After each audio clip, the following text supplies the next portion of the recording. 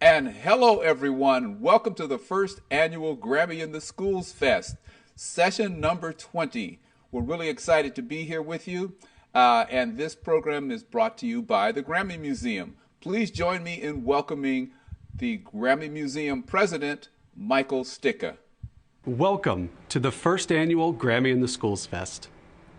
We're pleased to have tens of thousands of students registered from all over the country, logged in to enjoy the gift of music and to celebrate the importance of music education.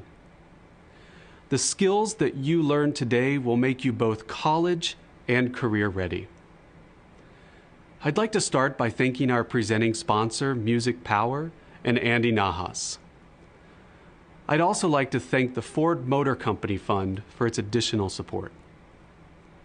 This marks our last session of our first annual Grammy in the Schools Fest.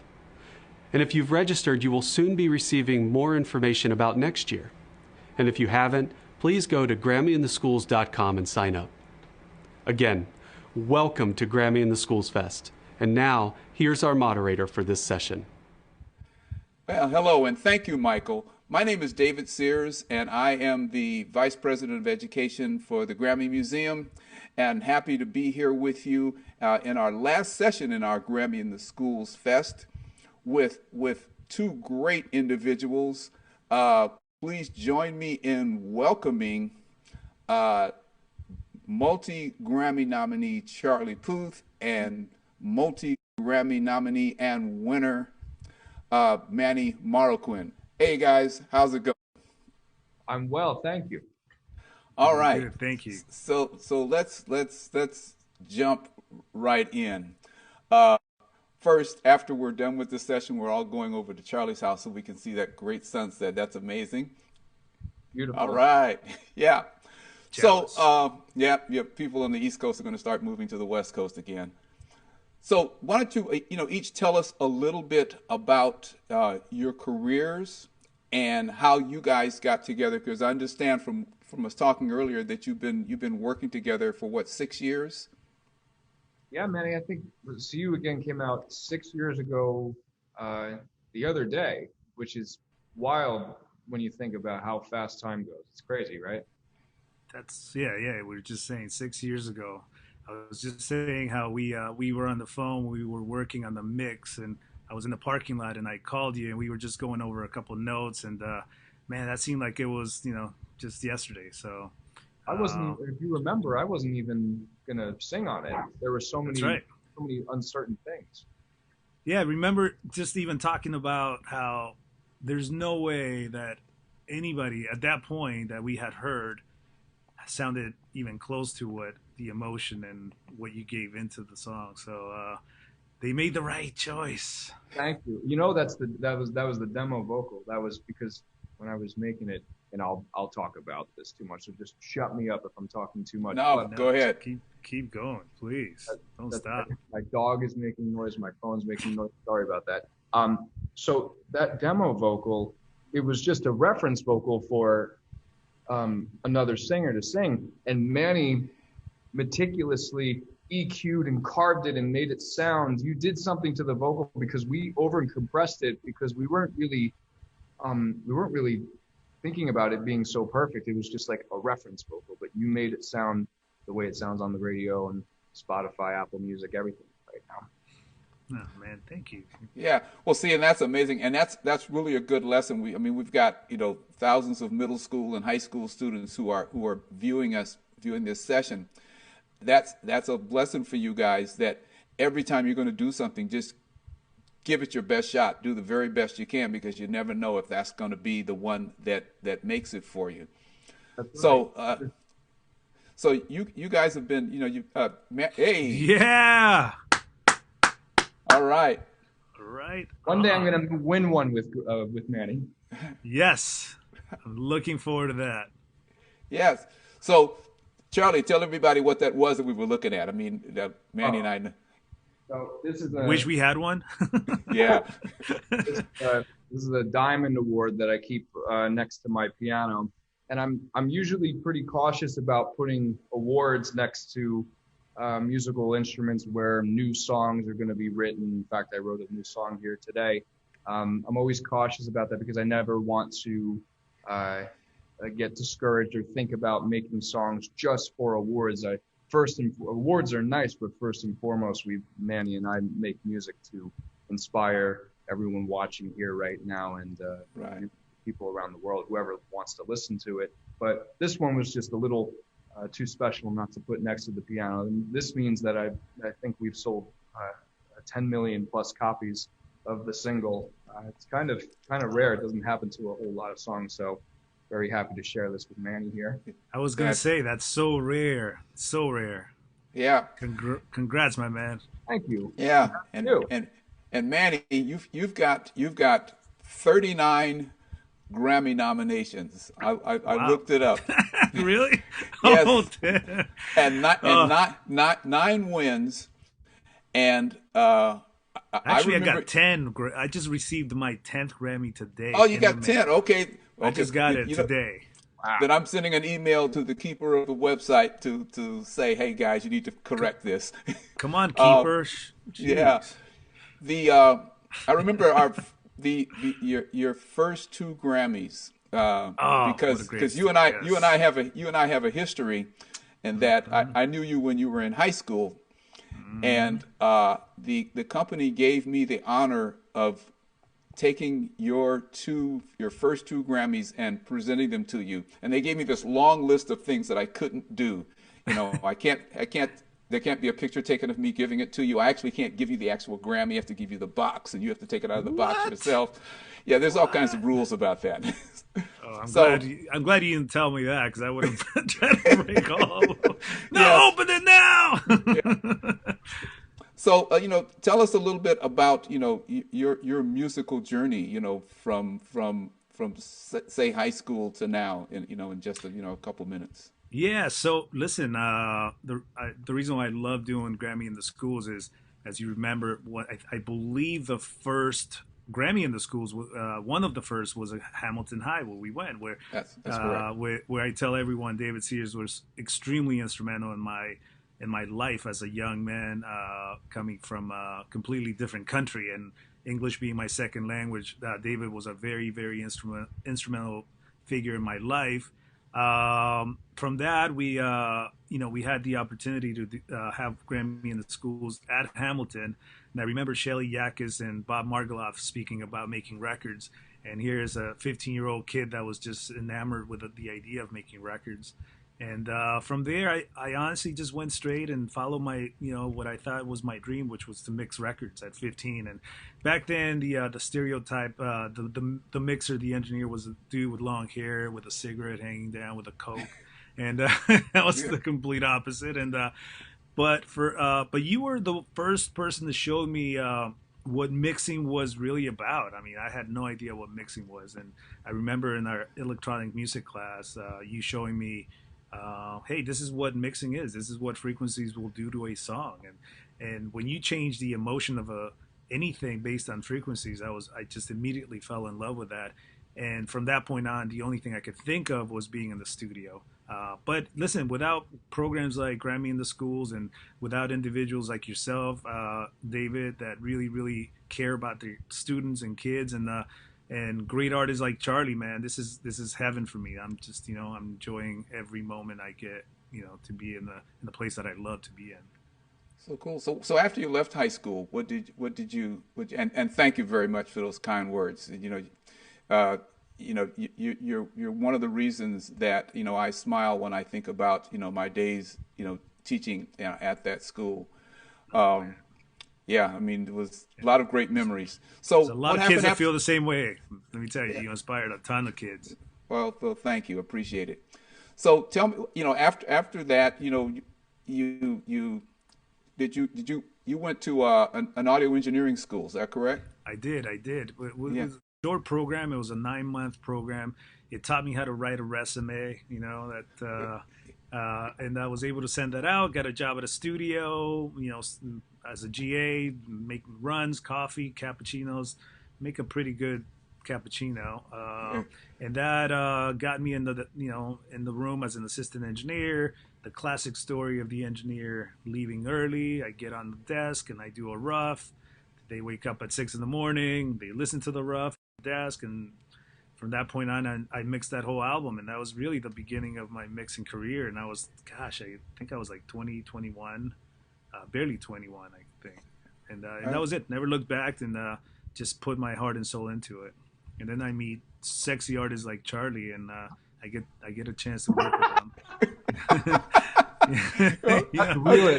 That's really why you did it, Manny. Yeah, so that's a great segue to Charlie. Tell us a little bit about your musical journey.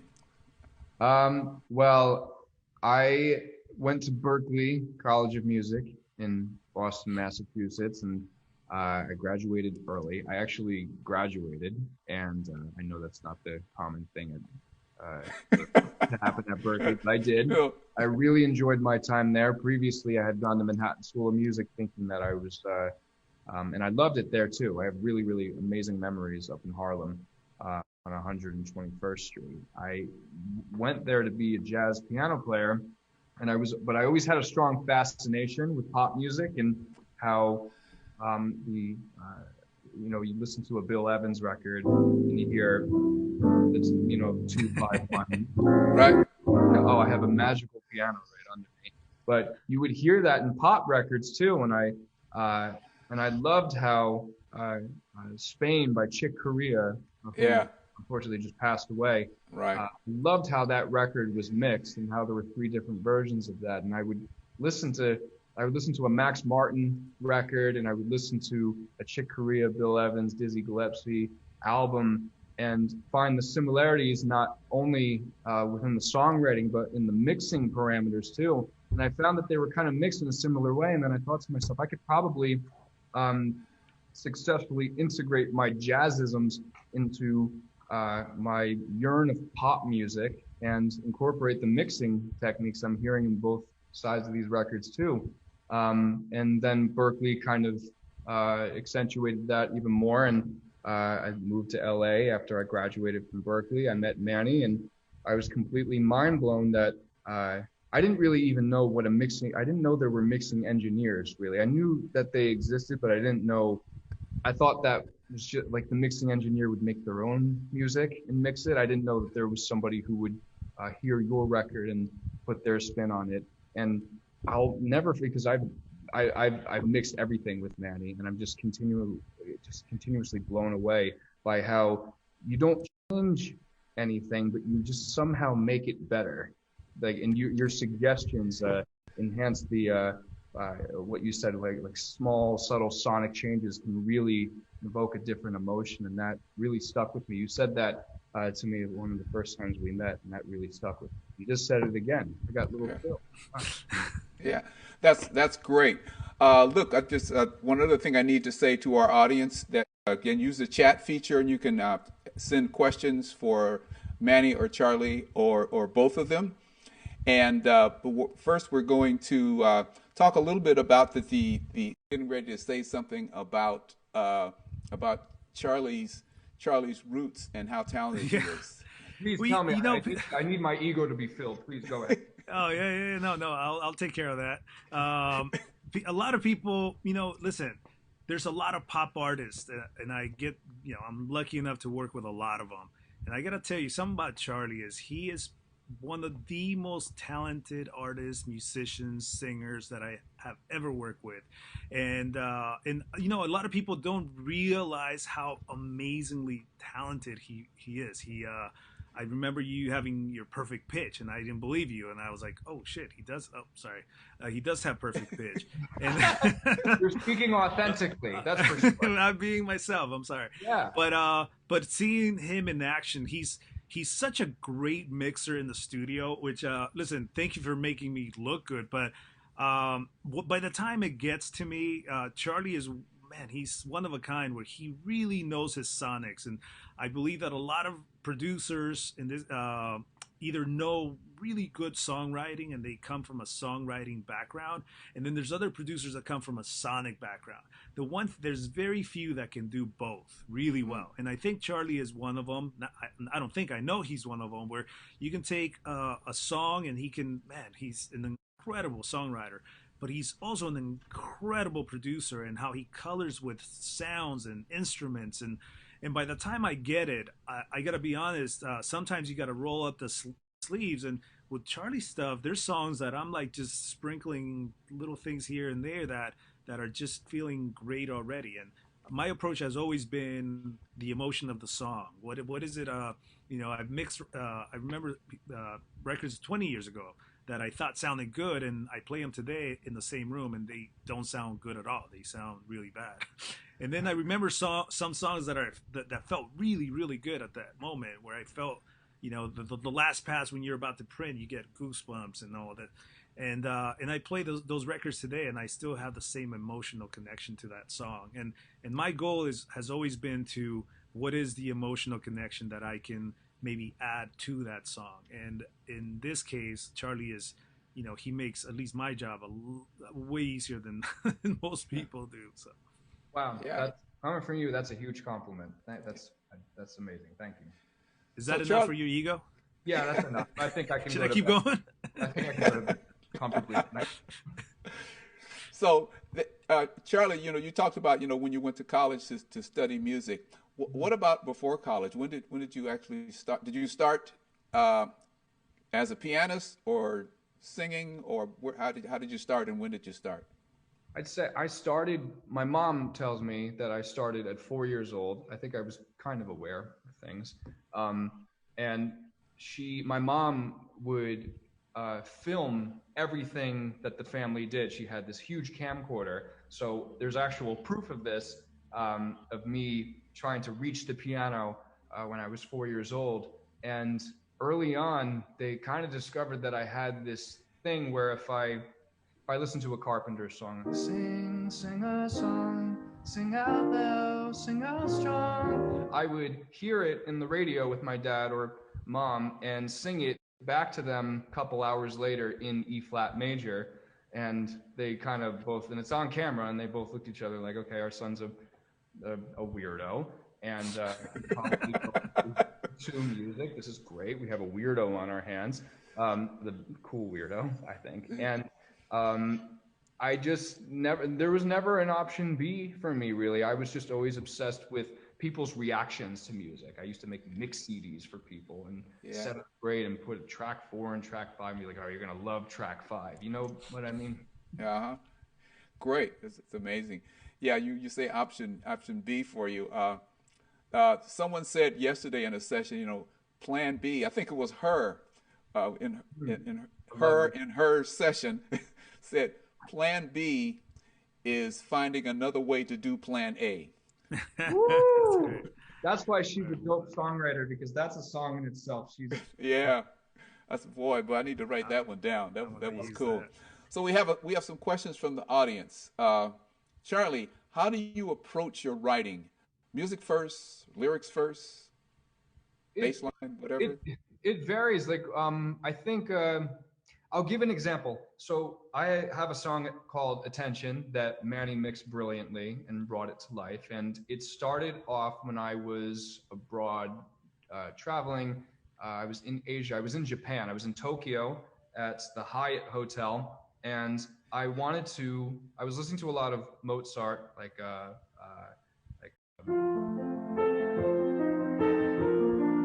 really strong, like almost like the pop music of the 17th century. That's right. And I wanted to make a song like that, a piece of music like that. And I wrote,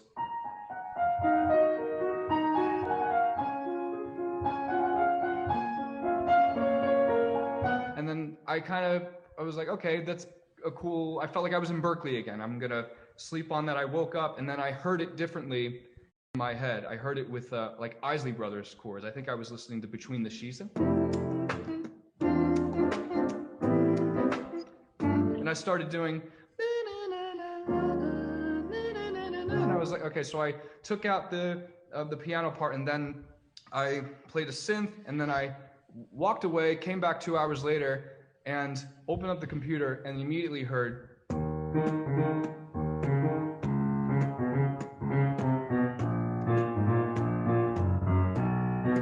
Yeah. And then I was reading an Instagram post. I'm like, okay, I gotta put a lyric to this song. And then I was reading an Instagram post and I kind of just spat out of my head, "You just want attention. You just want attention." And it was one of those miraculous moments where the bass melody lined up with my classical melody. And I don't know, it was just all the stars aligned. So I don't know, it's God. That's the process. That's amazing. And it's good. We're actually going to play Attention in a few minutes. So, so since we're talking about Attention, Manny, when you got that song to mix, did you have to sprinkle or did you have to roll up your sleeves? Yes, Manny. Well, I ended up replaying everything, and I did a Spanglish version too.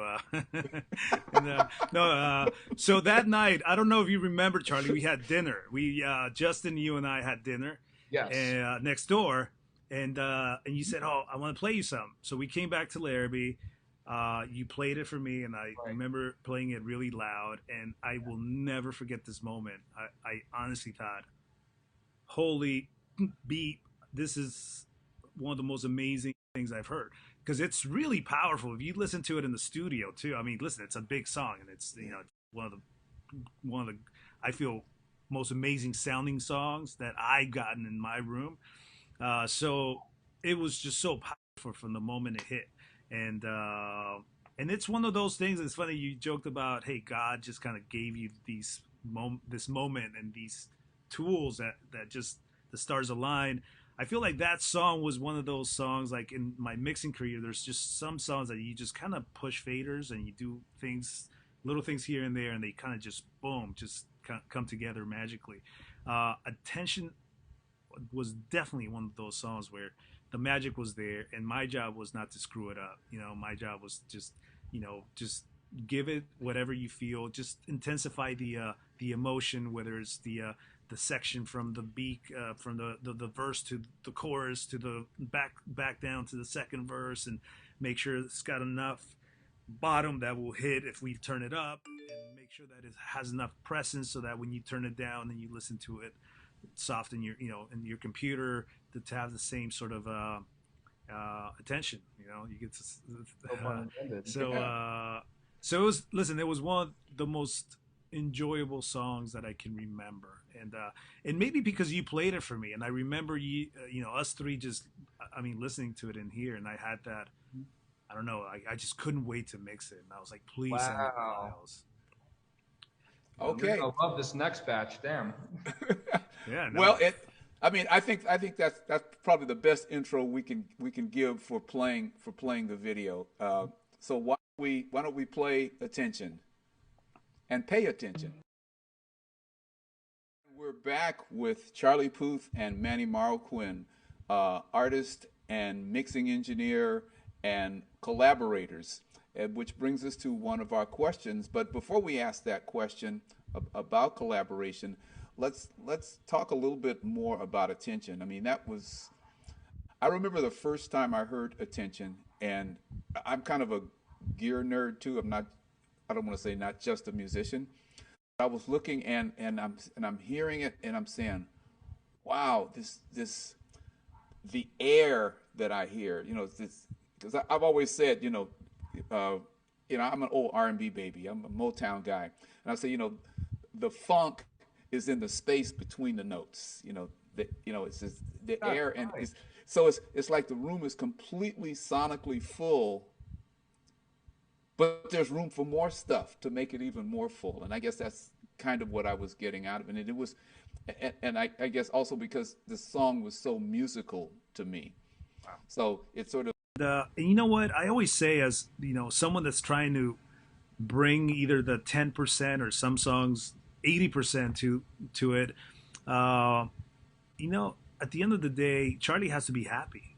Yes, this is his record, and my approach is to whatever it takes to make sure that we get what comes out of those speakers is exactly what he envisioned. And so I'm here to help get that vision across. So there's never, oh no, it's my way, or that's not, I know some guys like that, but it's not like that. It shouldn't be like that. It's a collaboration, and my job is to make sure that Charlie, we get what he hears in his head. and hopefully it'll be better enough to keep inspiring him to go perform it, a million times. And so it's Oh, simple. It's not, we tend to complicate things, right? Go ahead, Charlie. Sorry. what's great about you, Manny, is that you don't really, as I said before, you don't change things, you enhance them. And I think it was maybe you telling me that like the most drastic change you had ever made was telling John, who I actually just spoke to, who can confirm this story, John Mayer, that it was you who said to take the reverb off the lead vocal track in Gravity, and doing that, like, just as an example of a song that isn't my own that I like grew up listening to, and just my mind was blown when I listened to that, just how cutting it is and what that did to bring the lyrics out of that song, that sonic choice, that really subtle but maybe not so subtle sonic choice that just made the story so much more blunt in the song. That was really impressive. It's like doing the same thing we're talking about, like having a piece of gear have emotion, and in this case, taking it away, having even more emotion based on the actual song itself. I feel like a lot of mixers or engineers on the technical side, we grow up thinking that we're supposed to fix things, because it's a technical field, and it really isn't. I feel like it's more creative, and we just have more tools, and the tools we have, that song is like what not to do to make the lyric of a song really come across. Mm-hmm. And I think that's a great example of it. Yeah. I hear you with the tools. As you know, I do some live mixing on the side, and I remember seeing a live mixer, and it was two of us watching him, and he was just standing there at the board. He wasn't doing anything. Song was being played on stage, the band was playing and everything. And the other guy said, why aren't you moving faders and turning knobs? He said, because it sounds good. He says, there you go. He says there's nothing else to fix. Yeah. It's crazy because it's hard. It's harder than you think because your ego will get in the way too, right? Like my ego's telling me I need to impress Charlie, I need to impress my client, and therefore I'm going to do stuff that I think to impress them. And it's a very young me trying to impress. And at one point you just figure, hey, look, we're here for the song, we're here for the artist, and it does it, and what not to do is sometimes the best thing to do. Mm-hmm. And that's especially true of what Manny mixed, the song that I wrote back in 2015 called "Slow Motion" for Trey Songz, which is an R&B. Oh wow! You remember that? Yeah, we have like a lot of songs. Damn. Yeah. And the guitar loop, not a lot of people know this because I never talk about it, but I will now. The guitar loop was an MP3 that Jeffro, the guitarist on that record, I forgot to send Manny the wave file, not just because the MP3, I was just putting the beat on it and everything like that and put the vocals down. I was going to change it later, but I forgot to send him the wave. And I went to the studio. I'm like, so you got the wave file, right? And like, yeah, the MP3 sounded fine. I'm like, we were using an MP3 and we're bouncing it down to 2448, and there's an MP3. It's if you take it out, there's no song. It's like, yeah, it's an MP3. And Manny's like, it sounds good. It has a little bit of grit to it. It's nice. Yeah, if it works, it works. Mm-hmm. So, and going along just a little bit along that collaboration theme, you're not the last stop in the audio chain, Manny. So do you guys work with a mastering engineer as well? And yeah, we have. I've had Michelle Mancini master a ton of my work in the last 5 years. She's I always wanted to have someone in house at Larrabee where we can literally walk down the hall and hand them a flash drive and they can master it right away. So yeah, Michelle's been doing a great job for us. And what she does, she knows what to do. I feel like mastering can, if you have a good mastering engineer, they'll know what to do with the song. If you don't, then they'll destroy it in a matter of seconds. So you got to be really careful with mastering. And once you find the people that you usually work with and that know your sound, then makes it a lot simpler. In the good old days, there was more of a creative process because we didn't, as a mixer, didn't have those tools. We didn't have a limiter, but now it's a level playing field. So now I feel like Charlie as a producer, you're kind of mixing already. Me as a mixer, I'm kind of mixing and mastering too. So it's those lines are very blurry nowadays. But yeah, that's very interesting way of putting it. So we have another question from our audience. How do you both stay fresh and inspired, and how do you combat writer's block or feeling stuck? Ooh, I I know if you just accept the stuck.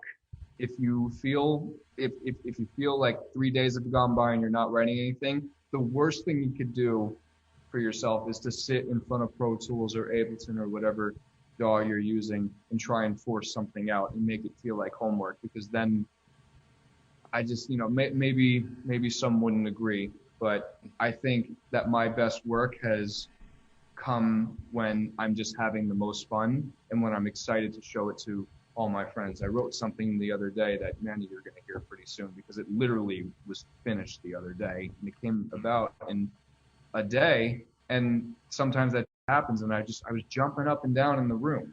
It's just, it's never supposed to feel like a homework assignment. You're making Right. it hard.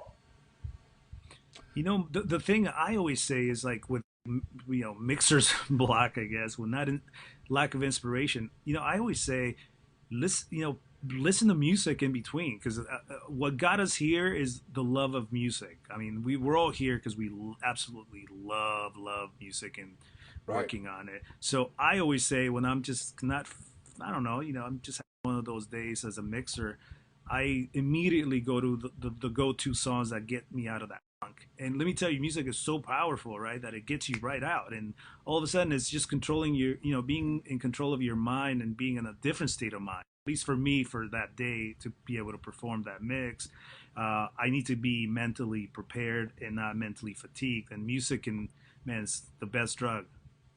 All right. So, can you both talk a little bit, and in terms of giving advice to the young people listening and watching, a little about the importance of understanding how the music business works if they want to become part of it once they're grown? I'll lead by example. What I did is when I was 19, I was still in college. I was 19, and I was signed to a label for a very, very short amount of time. And I remember when I had gotten drops from that label, it was very disappointing, because it's a label that I grew up listening to all their roster's music, and was like, I feel like a failure. And I told myself that I just wasn't fit for the business. And then my mom was the one who told me that if what I want is what I want, I'll do. There's a lot of ways to get to the top of the mountain. And Absolutely. I realized that, okay, so I'm in college, I'm going to finish school. And while I'm at school, 50% of the time, I'm going to get on an Acela train and go to New York and pitch records to a different record label, the record label I'm signed to now, Atlantic Records. And I'm going to try and land a song for a different artist. And by doing that, by not focusing on being an artist, and I was just so devastated at the time that, like, I just dropped, and instead of focusing on just being an artist, I wanted to apply my sound to a different artist and maybe kind of have a little bit of my sonics in their music. And it worked, and it caught the attention. It was just a different way. I took a zigzag left and went to the cul-de-sac of yes. And I ended up at Atlantic Records because of that. And just, it's discouraging at first, but you kind of just accept it for what it is and realize that there's always a way to get there. Absolutely. So, I think we have time for one more question. What advice do you have for those wishing to have a career in your particular areas of the business? What should they do, or what should they not do? Man, Or both? So for the studio, there's so many qualities, so many things you have to be mindful of. I always say personality is number one. If you want to be in the studio, just be a cool person. Don't be a jerk. And I say treat people the way you want to be treated. Before you even know what an EQ or a compressor, just be a good person. Just enjoy the process. There's going to be a lot of brick walls that you're gonna hit, no matter what age, what position, who doesn't matter who you are. You're gonna keep hitting these walls, and you got to get used to rejection and not see it as constructive criticism and not criticism itself, because criticism will break you down, and I mean you'll be, you'll run with the tail between your legs. So just be have initiative. I always tell kids, Larry, just have initiative, just go the extra mile. People love seeing that. When we see initiative, hunger, we see personality, man, that's half the battle. The other half is learning, and hopefully you have a little bit of a gut for music, and you get lucky here and there, and you learn from other records. Listen to music as much as you can. Don't discriminate. Listen to all kinds. Even if you don't like it, you'd be surprised. I've learned more about records that I don't like because I apply some of the things, and that's a true trigger. It triggers an emotion, like things that you.